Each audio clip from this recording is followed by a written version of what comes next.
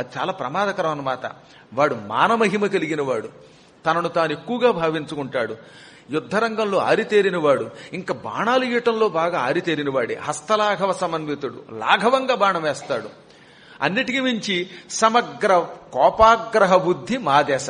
మేమంటే వీడికున్న కోపం ఈ ప్రపంచంలో ఇంకెవరి మీద ఉండదు. వాడికి మేమంటేనే వాడికి కోపం. ఈ ప్రపంచములో వాడికి ఏకైక శత్రువులు ఎవరంటే మా పాండవులమే. మా మీద వాడికి అంత ఆగ్రహం. ఇంకా వాడి అసలు లక్షణం ఏమిటి?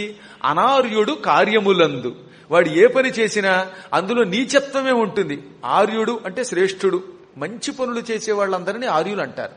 వీడు అనార్యుడు అనగా ఏ పని చేసినా ఆ పనిలో ధర్మం ఉండదు, మంచి ఉండదు, అన్ని కపటత్వం, కుళ్ళు, కుతంత్రాలు, కుట్రలు, భయంకర లక్షణాలు అనమాట. వాడు ఏ పని చేసినా పాపిష్టి పని. ఉదాహరణకి రాత్రి నిద్రపోతుంటే రహస్యంగా నిప్పెట్టి చంపుతాడు. ఎవరైనా అన్నం తింటుంటే విషం కలిపి చంపాలనుకుంటాడు. అంటే స్ట్రైట్ ఫార్వర్డ్ కాదు వాడు. అటువంటి నీచుడు. పనులు చేసేటప్పుడు వీడంత నీచుడు మరొకడు కనపడ్డు. ఇంకా ధార్త రాష్ట్రాగ్రదుడు, ధృతరాష్ట్ర పుత్రులలో కల్లా అగ్రదుడు వీడే. వీడి వల్ల ఈ కులం ఇలా తగులుబడింది. వీడు నా దగ్గరకు రావాలి, అది నాకు పండగ అన్నాడు ఈయన.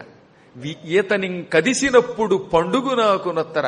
వీడి మీదకి వెళ్లి వీడిని చీల్చి చెండాడితే అది నాకు పండగ.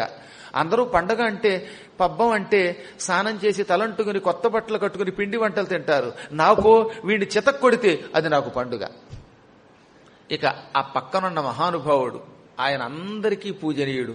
అస్మత్ పితామహుండతి విస్మయ జనన ప్రతాప విభాగ్నిశిఖ భస్మీభూత ప్రతిపక్ష స్వయకాననుడు ప్రథమ గణ్యుడు బుద్ధిన్.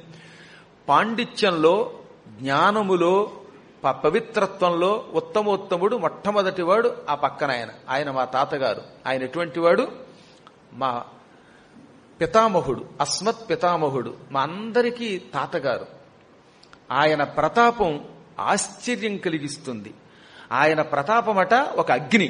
ఆ అగ్నితోటి శత్రువులని అడవిని తగలబెడతాడు. శత్రువులు అడవి, ఆ అడవిని తగలబెట్టే దావాగ్ని మా పితామహుని యొక్క ప్రతాపాగ్ని. అటువంటి మహానుభావుడు.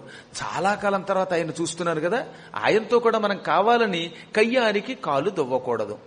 ఈ విధమైన ఈ వీరులతో యుద్ధం ప్రారంభిద్దామా అనే లోపు అశ్వత్థామన్నాడు కర్ణుడికేసి తిరిగి, కర్ణా, ఇందాక అన్నావుగా నేను వీరుణ్ణి, ప్రపంచమంతా జయిస్తానని. అదిగో వచ్చాడు అర్జునుడు, పులిలా మీదకు దూకుతున్నాడు. మరి నిన్ను నువ్వు కాపాడుకుని రాజుగారిని కూడా కాపాడే. ఇక్కడ శకుని గారి పాచికలు పారవు అన్నాడు. అనగానే పళ్ళు పటపట కొరికట్ట. పళ్ళు తర్వాత కొరుకుదు గాని అక్కడికి వెళ్ళు అన్నాడు ఈయన.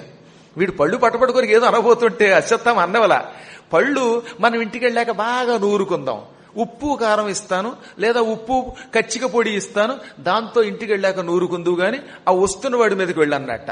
దాంతో కర్ణుడికి ఏమనలేక ముందు వెళ్ళి అర్జునుడి మీద పడ్డాడు. అర్జునుడి మీద పడగానే అశ్వత్థామ మళ్ళీ జాలిపడి వీడొక్కడు పెడితే మొదటిసారి చావు దెబ్బలు తింటాడని అందరం కలిసి అర్జునుడి చుట్టుముడదాం. ఇప్పుడున్న స్థితిలో అర్జునుడిలో తీవ్ర క్రోధం కనబడుతోంది. ఎంత క్రోధంతో ఉన్న అర్జునుడిని విడివిడిగా ఎదుర్కోవడం కష్టం. చుట్టుముట్టండి అందరూ.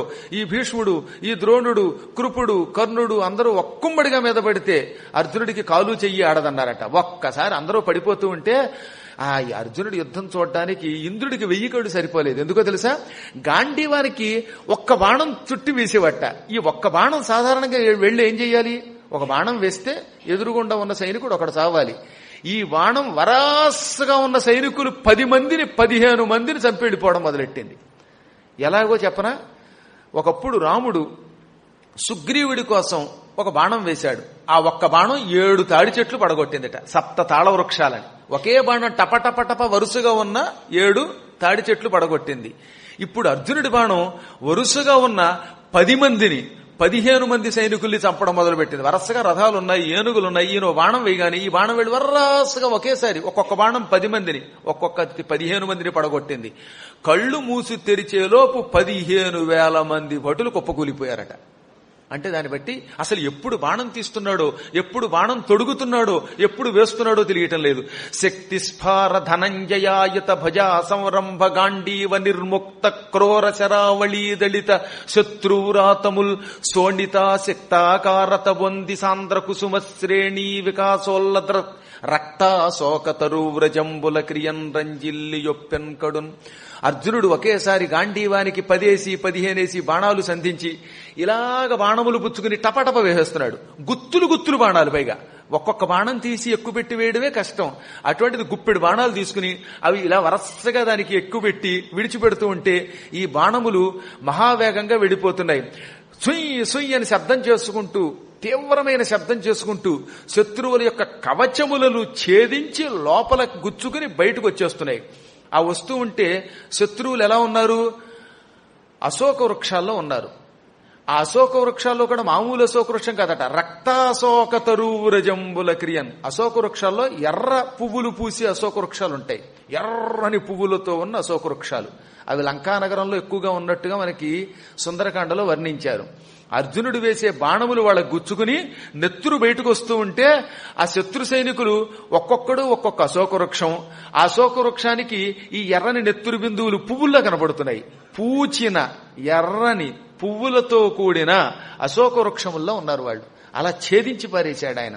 అప్పుడు అర్జునుడు చితక్కొట్టేస్తూ ఉంటే కర్ణుడు, మీరు తప్పుకోండి, ఈ రోజు అర్జునుడో నేనో తేలిపోతామని వచ్చాట. ఆ ఇద్దరికి మధ్యలో 20 నిమిషములు హోరాహోరీ పోరాటం జరిగింది. ఆ సమయంలో అర్జునుడు వాడి సూతుడిని చంపేశాడు, వాడికి ఉన్నటువంటి గుర్రాలను పడగొట్టేశాడు, రథచక్రాలు విరగొట్టేశాడు, పైనున్న జెండా పడగొట్టేశాడు. అరిమురి నంగములెల్లను నురుమగనిట్లడరు అర్జునుని అమ్ములకున్ వెరతరచి సోతపుత్రుడు పరచె పొడమి ఎదురువ మత్స్యపతి సుతుడార్వన్. ఒళ్లంతా బాణములు చితక్కొట్టి పారేస్తూ ఉంటే ఆయన శరీరం ఎలా ఉందిట? ముళ్లపందిలో ఉన్నట్టండి. అప్పుడు ముళ్లపందికి ఏముంటుంది? ఒళ్లంతా ముళ్ళుంటాయి కదా.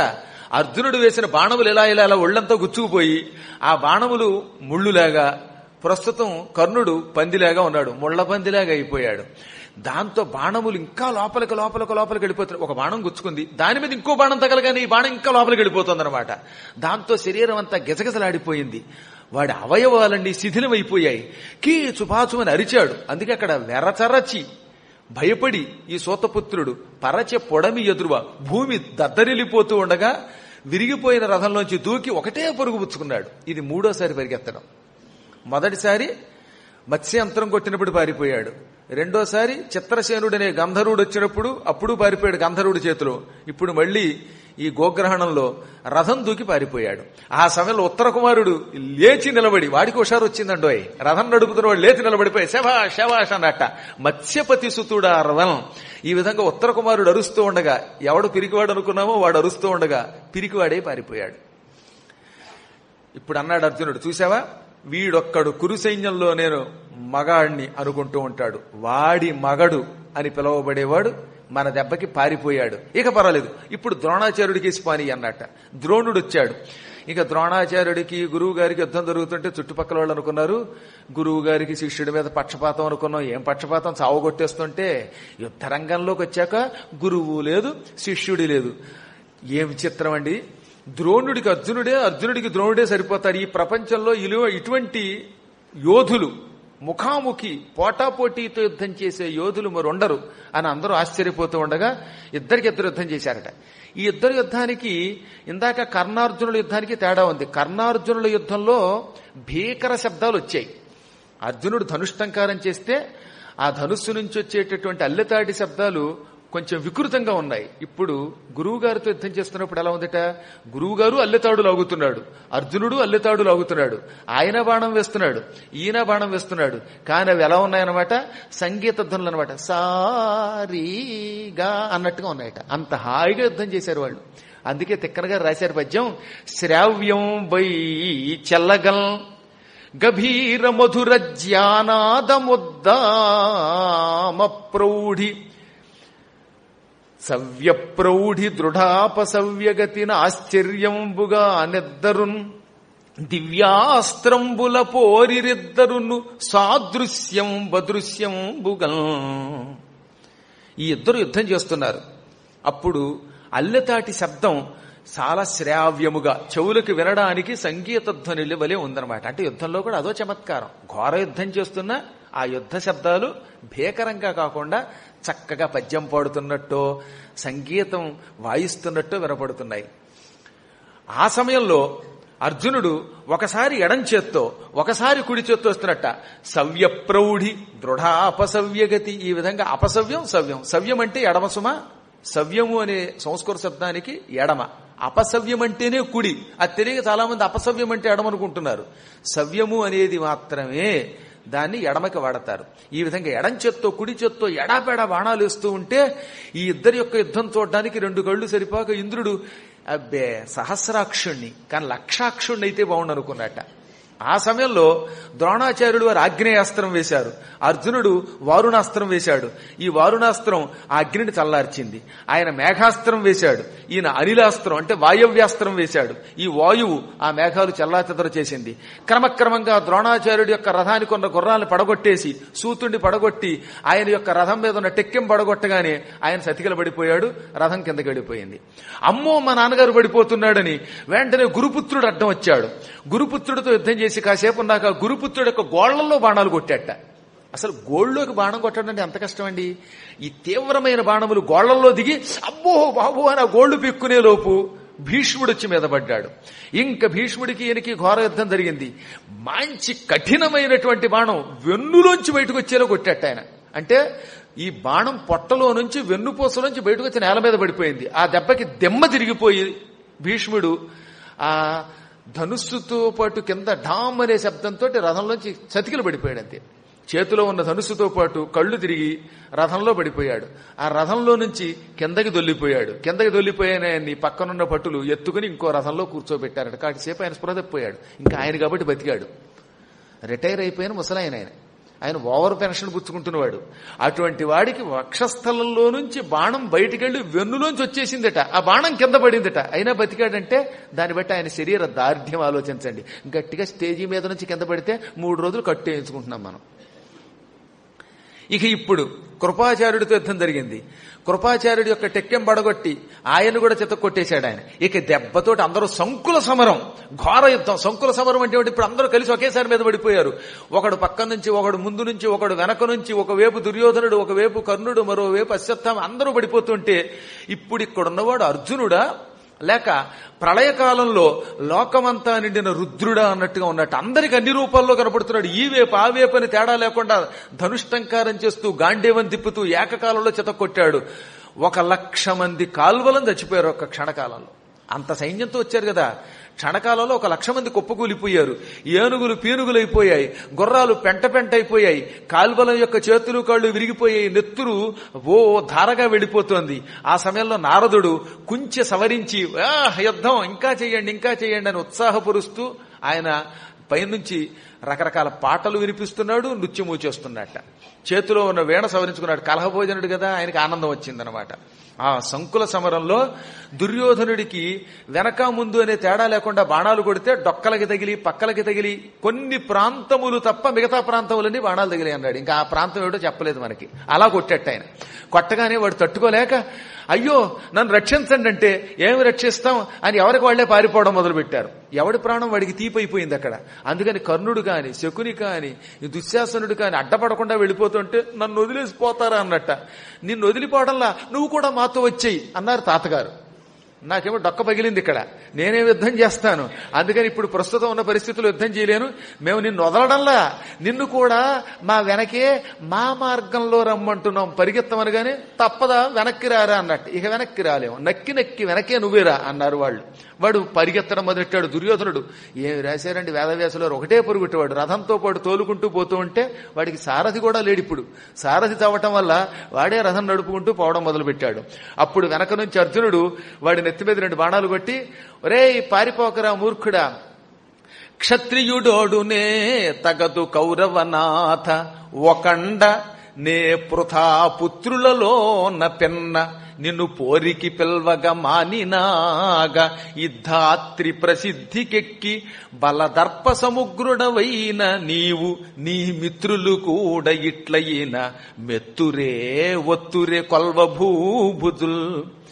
ఓ కౌరవేశ్వర, క్షత్రియుడు యుద్ధరంగంలో ఇలా ఓడి పారిపోవడం ధర్మమా? క్షత్రియుడికి ఒకటే మార్గం, అయితే యుద్ధరంగంలో యుద్ధం చేసి చావాలి లేదా జయించాలి. అంతేగాని ఇలా పారిపోయి నీ వంశానికి అపకీర్తి తెచ్చి పెడతావా? నేను ఒక్కణ్ణి, అందున కుంతీపుత్రుల్లో చిన్నవాణ్ణి, కుంతీదేవి ముగ్గురు కొడుకుల్లో నేనే చిన్నవాణ్ణి, నువ్వో పెద్దవాడివి, ఎంత సైన్యంతో వచ్చావు, కానీ నేను ఒక్కడిని వచ్చాను, అది కూడా ఒక్కడినే. అటువంటి నేను నిన్ను యుద్ధానికి రమ్మంటే యుద్ధంలో ఓడి పారిపోతావా? పైగా నువ్వు మానినాగా అభిమానిని నేను అలా ఓడిపోను, నేను సిగ్గు శరం ఉన్నవాణ్ణి అని 10 సార్లు పలికావు. నీ అభిమానధనం ఏమయ్యింది? అంత అభిమానధనుడిగా ప్రసిద్ధికెక్కిన నువ్వు పారిపోవడం నీకు ధర్మమా? ఇదా నీ బలం? ఇలా నువ్వు నీ మిత్రులు కలిసి కట్టగా పారిపోతే రేపొద్దున నీ మిత్రులు నిన్ను చూడటానికి వస్తారా? తక్కినటువంటి సామంతరాజులు నిన్ను కొలుస్తారా? రా, వెనక్కిరా, సిగ్గుంటే వెనక్కిరా. అయినా వాడు పారిపోతున్నాడు. ఇంకా రెచ్చగొట్టాడు. అర్జునుడు మామూలుగా రెచ్చగొట్టలేదు. మానవమాత్రుడైతే ఈ మాట వింటే చెంబు నీళ్లలో దూకి చావాలి. అలా రెచ్చగొట్టాడనమాట.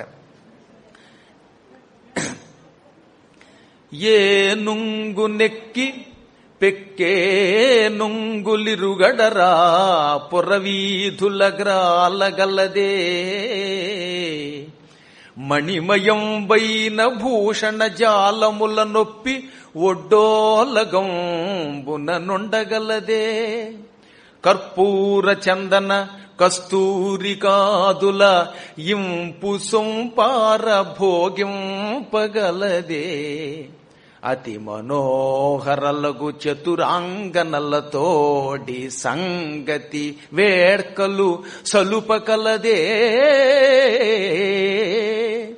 కయ్యమున ఓడిపోయిన కౌరవేంద్ర వినుము నా బుద్ధి మరలి ఈ తనువు విడిచి సొగతి బడయుము తొల్లింటి చోరగలదే జూదమెచ్చట నాడంగరాదు సొమ్ము.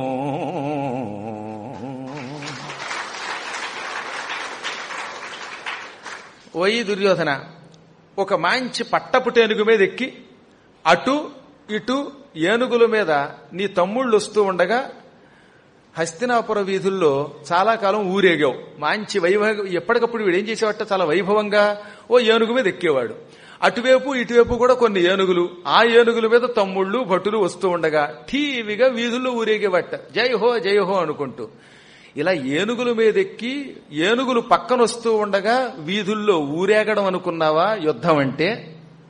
అదేం పెద్ద ఘనకార్యం అనుకుంటున్నావా?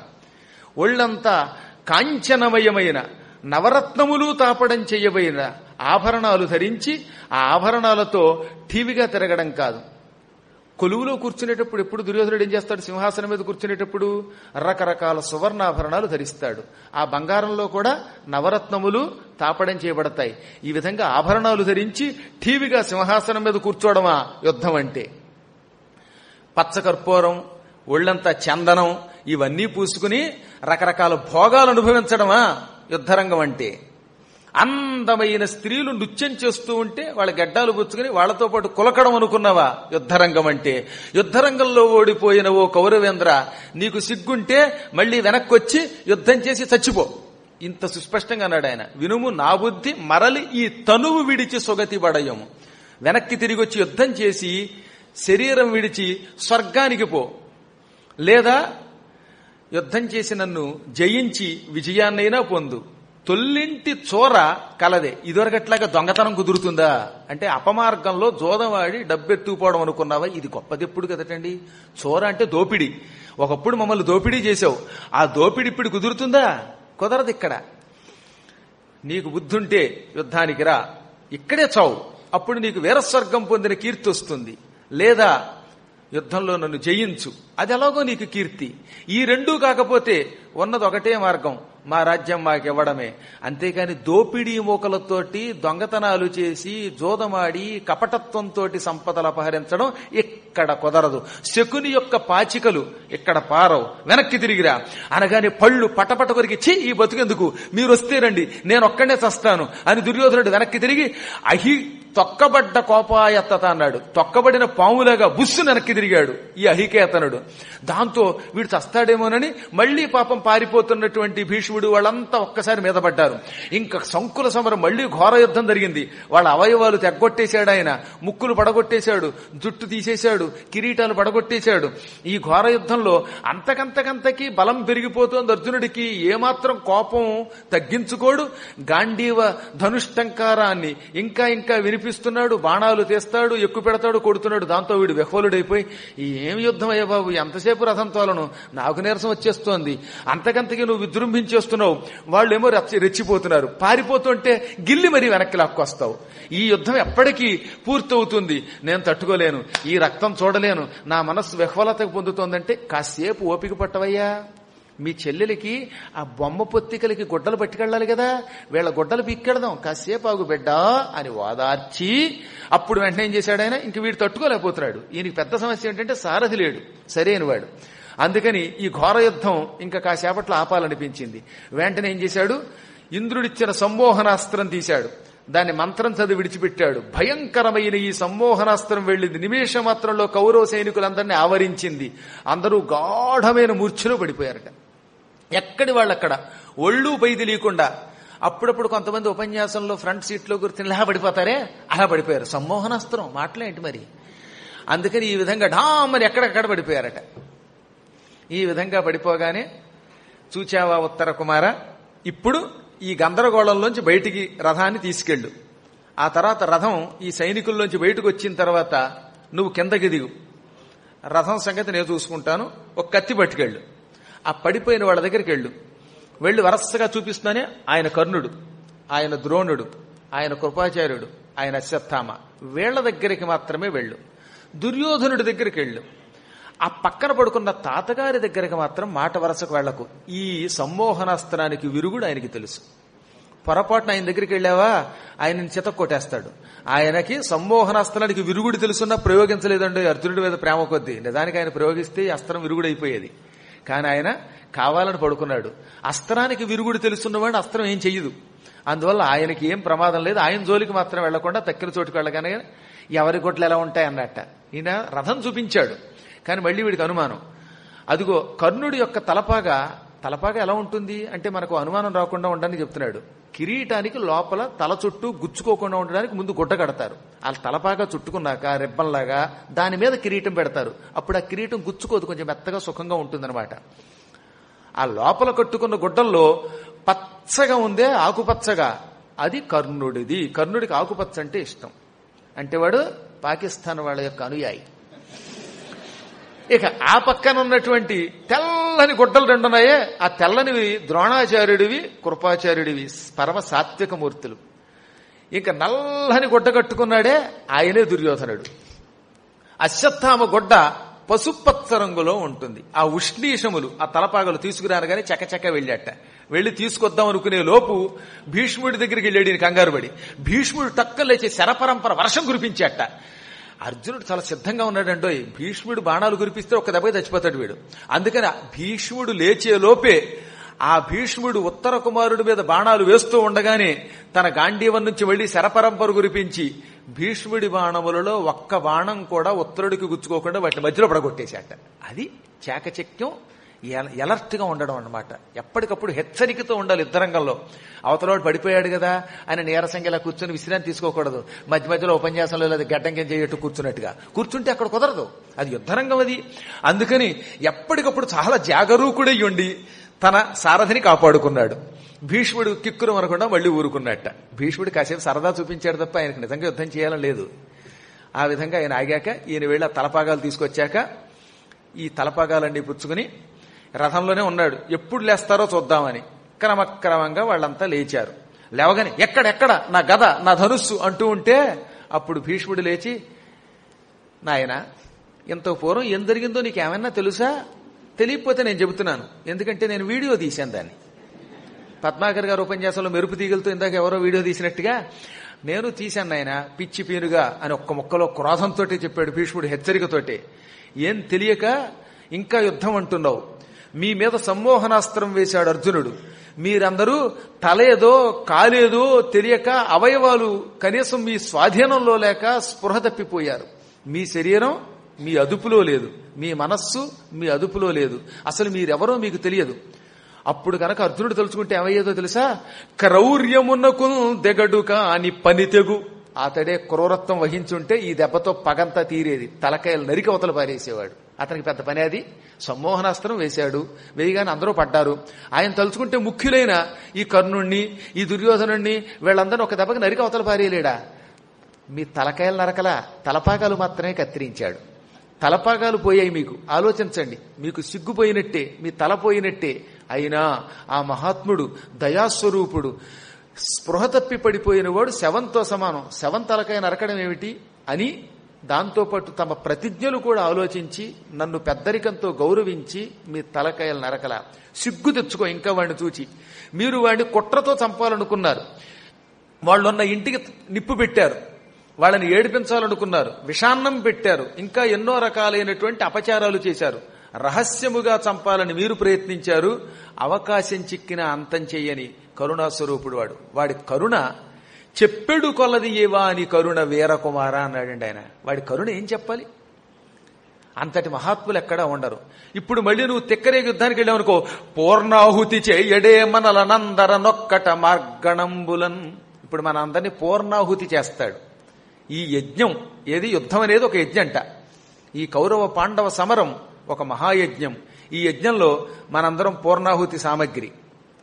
ఆయన బాణములు ఆ పూర్ణాహుతికి ముందు భగభగా మండుతున్న అగ్ని. ఎప్పుడు పూర్ణాహుతికి ముందు ఏం చేస్తారో తెలుసా? అగ్నిని బాగా ప్రజ్వరల చేస్తారు, కట్టెలు కాస్త ఎక్కువ వేస్తారు, కాస్త నెయ్యి పోస్తారు, బాగా మండుతున్నాక పూర్ణాహుతి సామగ్రి వేస్తారట. అర్జునుడి బాణములు మండుతున్న అగ్ని. మనందరం పూర్ణాహుతి ప్యాకెట్లం, మూట. మనల్ని అందులో వేశాడా మనం బూడిదైపోతాం. అసలు ఎంత గొప్ప పదం వాడండి ఆయన. పూర్ణాహుతి చేయడే మనలనందర నొక్కట మార్గణంబులను. బాణాలతోటి మనల్ని చంపి పూర్ణాహుతి చేస్తాడు. ఇంకొద్దు, ఆయన తన పని తాను చూసుకున్నాడు. ఆవులు మరలించడానికి వచ్చాడు, మరలించాడు. మనం ఆవుల్ని వీలుంటే పట్టుకుపోదాం, లేదా పాండవుల్ని బయట పెడదాం అని వచ్చాం. మన వల్ల కాలేదు, మన సొమ్ము అంది కాదు, మనం పోదాం అనగానే దుర్యోధనుడు ఏడుపు మొహంతో సర్లే ఏం చేస్తాం, ఇంతేనా, చివరికి ఆవులు దక్కలేదు, చావులు మిగిలాయి మనకి అనుకుంటూ బయలుదేరి వెళ్ళిపోయాట. వాళ్ళు వెళ్ళిపోతుంటే మళ్ళీ అర్జునుడు, దుర్యోధన వెళ్ళిపోకు, సిగ్గులేదా అని తిట్టి ఉపాలంభించి వెనక నుంచి కర్ణుడి మీద 2 బాణాలు వీపు మీద పటక్కన కొట్టాడు. అయినా వాడు వెనక్కి తిరగడంలా. దుర్యోధనుడు 2 దెబ్బలు కొట్టాడు, వాడు వెనక్కి తిరగలేదు. ఎందుకంటే ఎవరు ఒప్పుకోవట్లేదు, యుద్ధానికి ఓపిక లేదంటున్నారు. అప్పటికే వాళ్ళకు కూడా నీరసం వచ్చిందండి. అర్జునుడి యొక్క విజృంభణకి అవతల వాడు రెచ్చిపోతున్నప్పుడుందే. మీకు ఎప్పుడైనా అది క్రికెట్లో కూడా అంత అవతల వాడు సిక్సర్లు బాధేస్తుంటే ఈ బౌలర్ ఇలా ఉండిపోతాడు నిస్సహాయంగా. ఇప్పుడు ప్రస్తుతం అలా ఉంది వీళ్ళ పరిస్థితి. అందుకని చావు దెబ్బలు తినలేక యుద్ధం చేయడంలా. అంతలో మళ్ళీ అర్జునుడు ఏం చేశాట, మంచి పదునైన బాణంతో దుర్యోధనుడి కిరీటంలో ఎడం వైపున్న మణులన్నీ దుల్చేశాడు, అంటే ఓడగొట్టాడు. ఈ బాణం తగలగానే కిరీటం అలాగే ఉంది, కిరీటం పడలా, కానీ మణులు మాత్రం ఊడికింత పడ్డాయి. అసలు ఎంత చాకచక్యం అంటారు. స్కిల్డ్ పెర్సన్ ఆయన. ఆ విధంగా తన కౌశల్యంతో కిరీటంలో ఉన్న మణులు ఓడగొట్టాడు. ఆ తర్వాత మళ్ళీ ద్రోణాచార్యుల వారికి నమస్కార బాణం వేశాడు. ఇక వెళ్ళి నేను మళ్ళీ తర్వాత కలుస్తాను, భావి కాలంలో కలుస్తాను, ప్రస్తుతం వెళ్ళొస్తాను. దుర్యోధన, ఇప్పుడు తెలిసిందా ఎవరి బలం ఎంతో? ఇవి దృష్టిలో పెట్టుకుని భవిష్యత్తులో యుద్ధానికి రా, అవునా అని చెప్పి పదే పదే చెప్పవలసిన మాటలు చెప్పి మధ్య మధ్యలో మళ్ళీ కసి తీరక వెళ్ళిపోతున్నాడు. మళ్ళీ ఒక్కసారి వెనక్కి తిరిగి టపా టపా టపా దుర్యోధనుడి మీద 2 బాణాలు వేసి ఆ బాణములు వాడికి అంతో ఎంతో దెబ్బ తగిలేలా చేసి, అంటే ఈయనకి తెక్క తీరటంలా. అందుకే వెళ్ళిపోతున్నవాడిని మళ్ళీ వెనక్కి తిరిగి 2 వేయడం, మళ్ళీ కొంచెం దూరం వెళ్ళడం, మళ్ళీ వెనక్కి వేయడం బాణం, ఇలా చేసి ఆ తర్వాత తృప్తి పడ్డాట. ఎందుకనంటే ఉత్తర కుమారుడు ఇక నేను తోలలేకపోతున్నాను, ఇంటికి పోదాం అంటున్నాడు. వీడు కూడా ఎక్కువైపోయింది ఇక్కడ. అందుకని వెనక్కి తిరిగాడు. ఈలోపేమైంది, కాళ్ళు తక్కువ వారల్లు కలయజదరి వెనుకబడిపోవునడ తన్నుగని భయమున ప్రాణదానంబు వేడిన పార్థుడ భయహస్తమిచ్చుచు దయపెను పారబలుకు. కాలు తక్కువ వాళ్ళు కొందరున్నారు. అంటే ఏమిటి, ఆ ముందున్న వాళ్ళంతా వేగంగా పారిపోతున్నారు, కొంతమంది సైనికులు వేగంగా వెళ్ళలేకపోతున్నారు. పాపం రిటైర్ అయిపోయారు వీళ్ళప్పుడే. అందుకని నడవలేక కొంచెం మెల్లగా వెడుతున్నారట. పాపం కుంటూ పోతున్నారు. యుద్ధంలో చావు దెబ్బలు తిన్నారు కదా, ఈ దెబ్బలు తినడం వల్ల కొంతమంది అక్కడే దిగబడ్డారు. వాళ్ళు మెల్లగా వెడుతున్నారు. ఆ వెడుతున్న వాళ్ళకి అర్జునుడు కనబడ్డాడు వెనక్కి తిరిగి వస్తూ. కనబడగానే హడిలిపోయారు. ఇందాక తగిలిన బాణాల దెబ్బలు ఇప్పటికీ ఇంకా గుర్తున్నాయి వాళ్ళకి. అందుకని బాబు నీకు పుణ్యం ఉంటుంది, మేము పరిగెత్తలేక ఇక్కడ వచ్చి పడ్డాం, మేము దుర్యోధనుడు రమ్మంటే డబ్బులు ఇస్తే వచ్చాం, అంతేగాని ఇలా జబ్బులు వస్తాయని తెలియదు, మా గుండెకాయలు డబ్బును కొట్టుకుంటున్నాయి, నీకు పుణ్యం ఉంటుంది, మమ్మల్ని వదిలేస్తే డబ్బును పారిపోతాం, ఇక మమ్మల్ని వదిలేయి అని బతిమాలితే ఆయన నవ్వి, నాయనలారా, దెబ్బలు తిన్న వాళ్ళని, నడవలేకుండా నిస్సహాయ స్థితిలో ఉన్న వాళ్ళని అర్జునుడు ఎప్పుడు ఏమీ చెయ్యడు. అందులో అభయం కోరిన వాడికి భయం కలిగిస్తానా? నిశ్చింతగా వెళ్ళండి. ఇంటికెళ్ళి హాయిగా పెళ్ళాం బిడ్డలతో కాపురం చెయ్యండి. ఈ దెబ్బలు గుర్తుంటే భవిష్యత్తులో మాతో యుద్ధానికి రాకండి, మర్చిపోతే అప్పుడు రండి. అప్పుడు ఈసారికి మీకు దెబ్బలు కాదు, ఒకటే దెబ్బే మిగులుతుంది, సమాధి దెబ్బ. వెళ్ళి రండి అనగానే వాళ్ళు ఎంతో ఆనందపడి, ఎంత కరుణాస్వరూపుడండి. ఇదే మరొకడు ఎవడన్నా అయితే శత్రువులు దొరికితే విడిచిపెడతాడా? ఈ సైనికుల్లో కొంతమంది చచ్చిపోయినట్టే అని చంపవతల పారేస్తాడు. ఆహా, కరుణాస్వరూప అర్జున, నీకు భవిష్యత్తులో విజయం లభించుగాక అని వాళ్ళు కూడా, శత్రువులు కూడా పొగిడారు. మన కరుణ ఎప్పుడు అలా ఉండాలి. శత్రువులు కూడా మనల్ని మెచ్చుకునేటటువంటి జాలి మనకు ఉండాలట. ఆయన అలా వెళ్ళిపోయాడు.